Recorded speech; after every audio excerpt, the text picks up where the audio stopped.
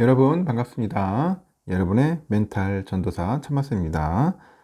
토요일 영상 한번 시작하도록 하겠습니다. 즐겁고 재미있는 그런 하루가 되었으면 좋겠네요. 제가 먼저 또 삼성전자 다양한 반도체 소식 이야기하기 전에 앞서서 여러분에게 또 재미있는 이야기 들려드릴게요. 우리가 살다 보면은 이 외모에 많은 관심들을 갖고 치장을 하고 꾸미잖아요.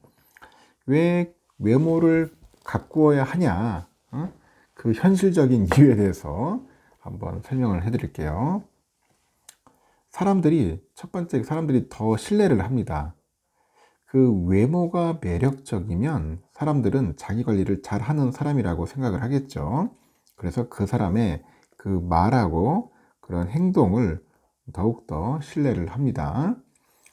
두 번째는 결과를 더 좋게 평가를 받는다고 하죠. 똑같은 결과를 내더라도 외모가 매력적인 사람은 더 많이 노력한 것으로 평가를 받고 더 많은 인정을 받는다는 겁니다. 세 번째는 자존감이 향상이 되는 거죠. 나의 외모에 대해서 타인이 높게 평가하고 칭찬을 하면은 자기 자신에 대한 만족감이 커져요. 그리고 그에 따라서 자존감도 향상이 된다. 네 번째는 좋은 사람이 모여든다는 겁니다. 사람은 끼리끼리 모이게 돼 있어요. 외모가 후줄근하면 비루한 사람들이 찾아오고, 외모가 말끔하고 단정하면은 반듯한 사람들이 찾아온다는 겁니다. 다섯 번째는 급여가 올라갑니다. 데니얼 헤이머 메시가 출간한 논문이 있는데, 그 외모와 노동시장, 여기에 따르면은 매력적인 사람의 급여는 그렇지 않은 동료들에 비해서 최대 10% 높았다고 합니다. 그리고 여섯 번째는 면접에서 유리하더라. 이미지 컨설턴트 그 수전의 그 빅셀러가 150명이 넘는 그런 사업가들에게 물어본 결과 취업 지망생을 면접에서 떨어뜨리는 가장 주된 이유는 외모였다고 합니다. 깔끔하고 단정한 외모는 그가 스스로를 잘 관리한다는 분위기를 풍기게 하고 그 결과 사회적으로 더 쉽게 신뢰를 얻게 되는 거죠. 사람은 물론 외면보다 내면이 중요하지만 외면이 깔끔하게 관리되어야 내면을 깊이 들여다볼 관심도 생긴다는 것을 우리가 잊지 않았으면 좋겠습니다. 알겠죠? 외모도 관리해야 한다. 참, 할 게 많네요. 그러면 또 삼성과 다양한 반도체 소식들 한번 전달하도록 하겠습니다. 좋은 소식도 있고, 좀 안타까운 소식들도 있고, 그렇더라고요. AI 시대의 그 주식 투자금 절반은 미국의 그 빅테크로 채운다.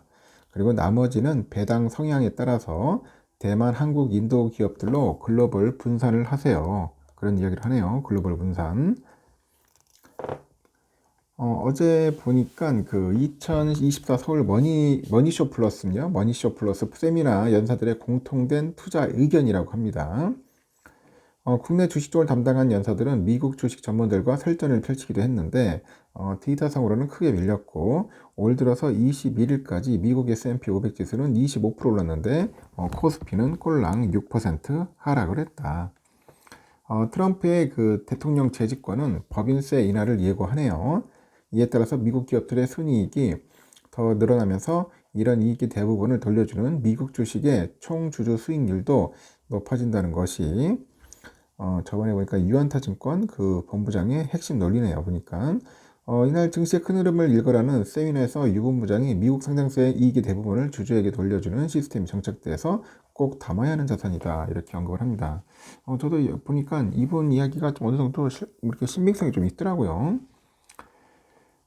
이어서 공격적 투자자라면 엔비디아, 테슬라로 이어지는 미국 빅테크를 전체 포트폴리오의 절반으로 비중을 높여도 된다. 이것이 부담스럽다면 적어도 20%를 미국 나스닥이나 S&P 500 기업의 ETF로 채워서 국내 상장사 투자로 입은 손실을 만회할 수 있다고 강조를 하네요.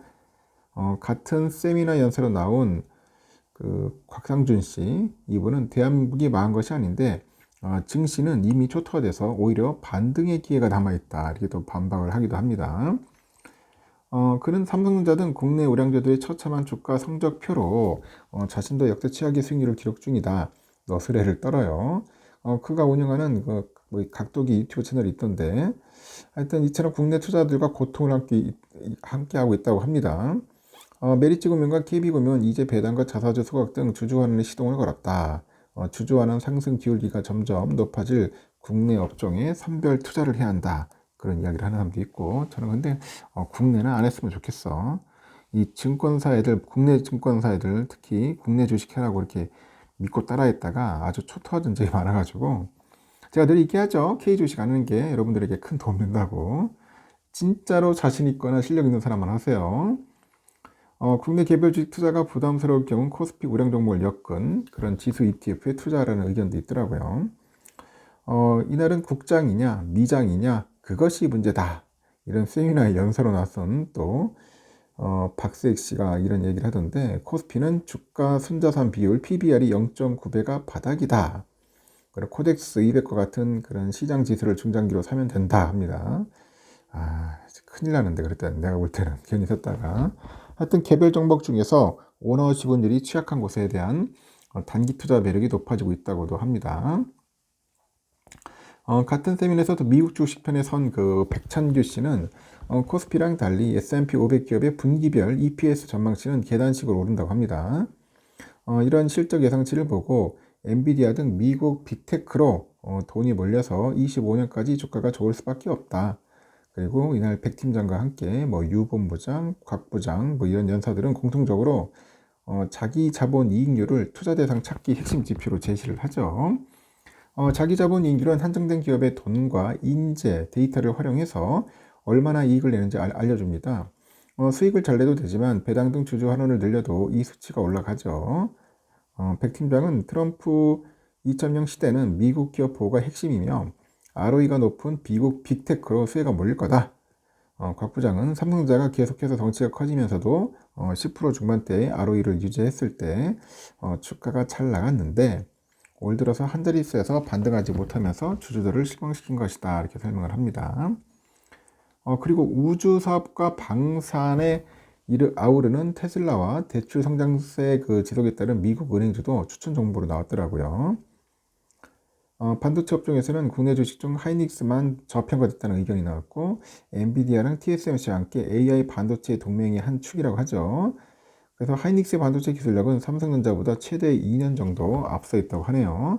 게다가 하이닉스는 동맹축 중에 가장 덜 올라서 예상 실적 기준 PER이 4배에서 5배에 불과하다고 분석하기도 합니다. 삼성전자에 대해서는 연말 인사 쇄신 정도를 보고 투자 여부를 결정해도 늦지 않는다고 강조를 합니다. 하이닉스에도 밀린 위기감으로 삼성전자가 반도체 부분 인사랑 비용 절감만 외친 재무부서 인사를 어떻게 하는지가 2025년 이후 실적과 주가를 좌우할 것이다. 이렇게 언급을 하는데, 이렇게 투자 난도가 높은 국내 주식에 투자할 필요가 없다는 입장도 있고요.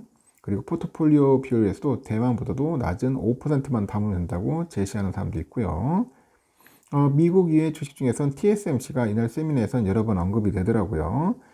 삼성전자는 개인이 아닌 다른 개인이 아닌 기업들에게 대량의 물건을 파는 도매상이었고, 이러다가 하여튼 이러한 박리담에 취해서 엔비디아가 이끄는 AI 시장에 동참하지 못했다.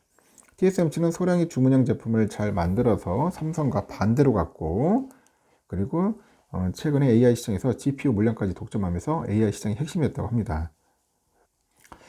그러다 보니까 TSMC는 오히려 엔비디아보다도 거의 갑의 위치에 있는 것 같아. 갑의 위치에. 그냥 올려버리잖아요. 가격 올려버리면은 엔비디아도 꼼짝 못합니다.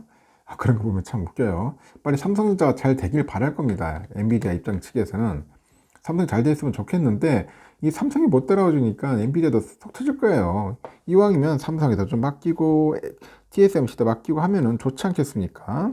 엔비디아 입장에서는 이 단가를 더 줄일 수가 있겠죠. 경쟁시켜가지고. 근데 경쟁을 못 시키니까 엔비디아는 속 터져 죽으려고 하겠죠. 그래서 삼성전자가 빨리 잘 됐으면 좋겠어요. 진짜. 지금 젠스랑도 지금 기다리고 있을 겁니다. AI 시장이 과거 인터넷 확장 시대보다도 훨씬 빠르게 전개될 것이기 때문에 AI 혁명에 빠르게 올라타야 한다는 입장도 있고요. 인터넷이 깔리고 최종 소비자가 소비하는 데까지 20년이 걸렸다면 AI는 챗 GPT와 같은 최종 서비스까지 5년도 채 안 걸린다. 투자자 입장에서는 하드웨어는 물론이고 소프트웨어를 모두 잘하는 기업에 선별 투자한다면 장기 수익률을 극대화할 수 있다고 조언도 합니다. 국내 기업들 중에서 AI 서비스를 하는 기업이 전무하다. 이러면서 미국 기업이라도 하드웨어만 치중했던 시스코와 인텔이 동반 몰락의 길을 걸었기 때문에 한쪽만 잘하는 회사는 투자에 유의를 해야 한다고 합니다. 그래서 애플이 잘 나가는 이유도 이처럼 소프트웨어랑 하드웨어를 모두 잘한 덕분이다. 애플이 잘 나가는 이유 그렇답니다. 아주 소프트웨어도 하드웨어도 잘해야 한다. 삼성도 마찬가지인 것 같습니다. 여러분들은 미장하실 거예요? 국장하실 거예요? 한번 잘 곰곰이 한번 여러분들도 판단해 보시기 바랍니다. 여기까지 하겠습니다. 여러분 좋은 하루 보내시고 다음 시간에 봬요.